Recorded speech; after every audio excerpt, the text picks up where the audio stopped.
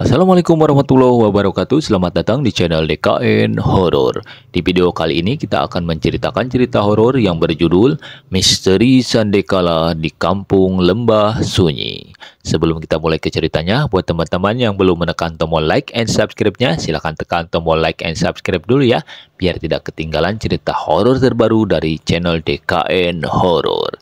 Oke, nggak usah berlama-lama lagi, langsung kita mulai ceritanya.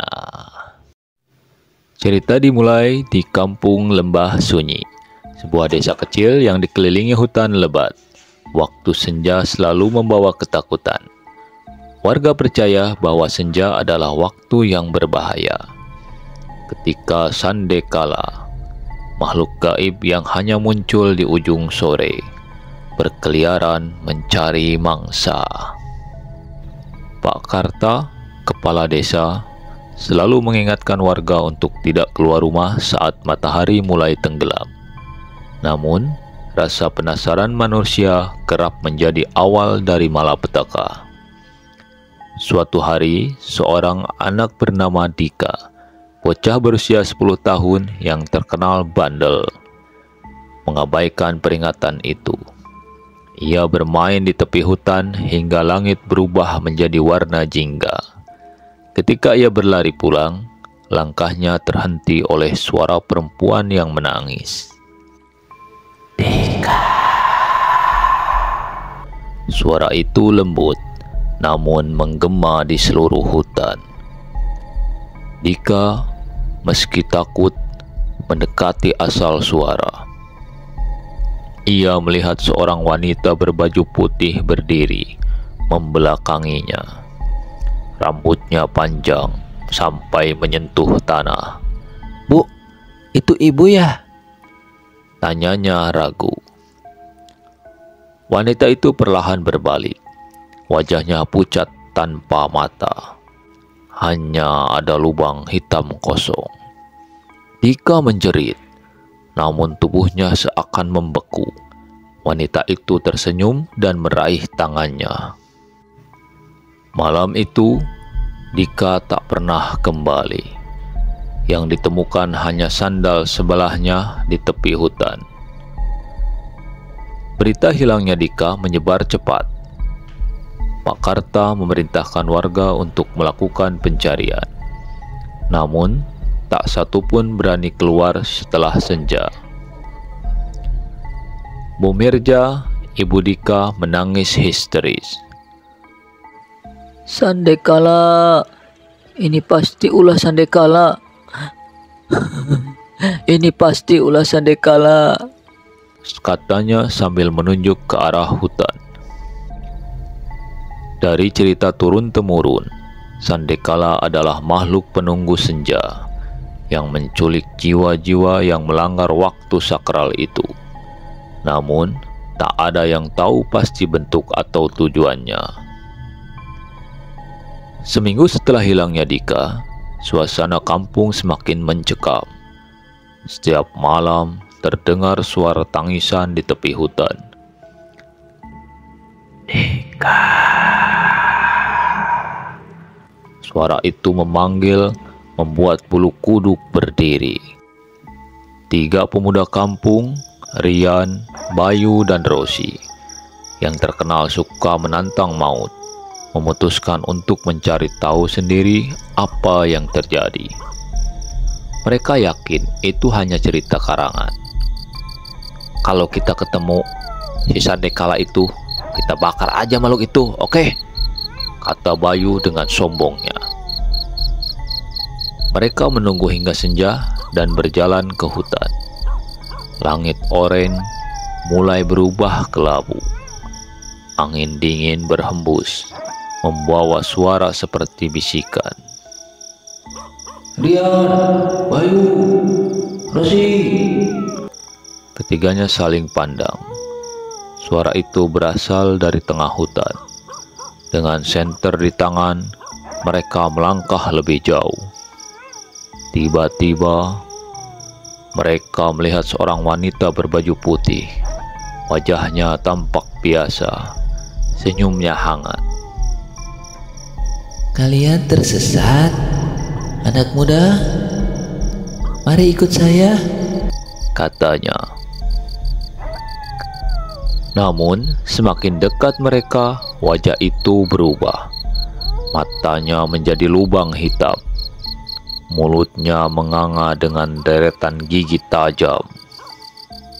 Kalian milikku, Jeritnya. Ketiganya berlari ketakutan, namun Bayu terjatuh. Saat Rian dan Rosi menoleh, Bayu sudah diseret ke dalam kegelapan. Jeritanya menghilang. Kejadian itu membuat warga kampung semakin ketakutan. Namun, Mak Sumi, wanita tua penjaga tradisi, akhirnya berbicara.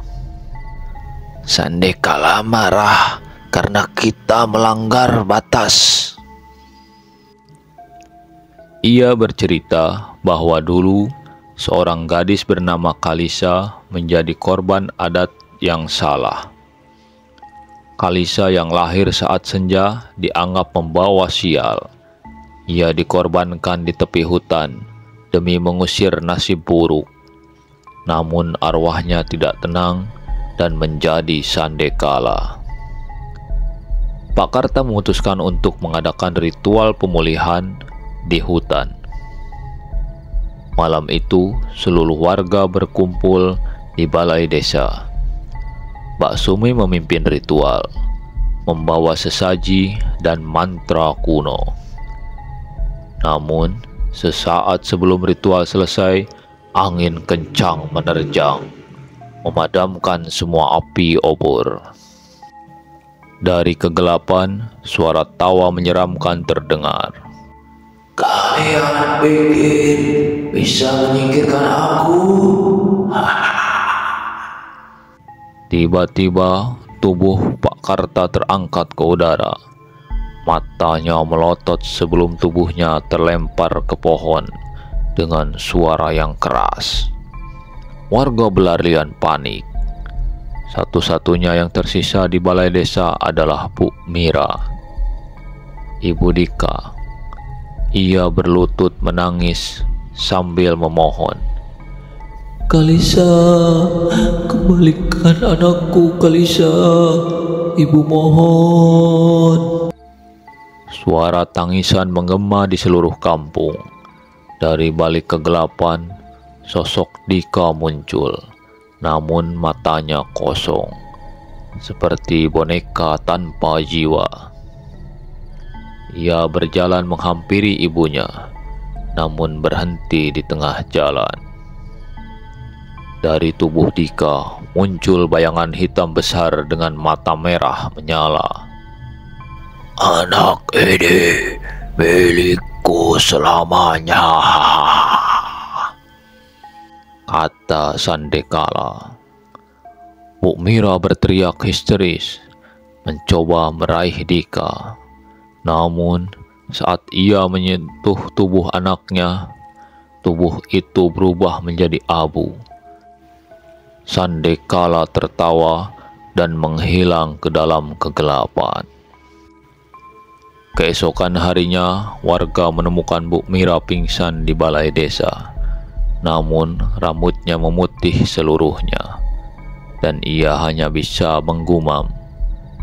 Dia akan kembali saat senja. Dia pasti akan kembali saat senja.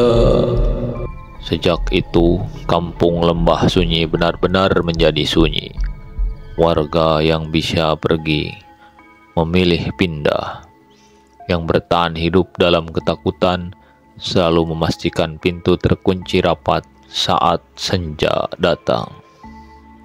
Cerita ini menyiratkan bagaimana manusia seringkali menjadi korban dari kesalahan masa lalu. Akhir tragis Bu Mira dan kehilangannya Dika menjadi peringatan bahwa ada batas yang tidak boleh dilanggar, terutama saat senja datang.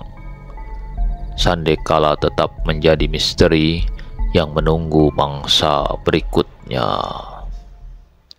Oke teman-teman, demikian dulu untuk cerita horor kali ini. Semoga bisa menghibur dan membuat bulu kuduk Anda berdiri.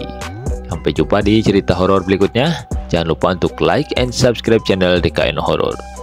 Wassalamualaikum warahmatullahi wabarakatuh. Adios, permios.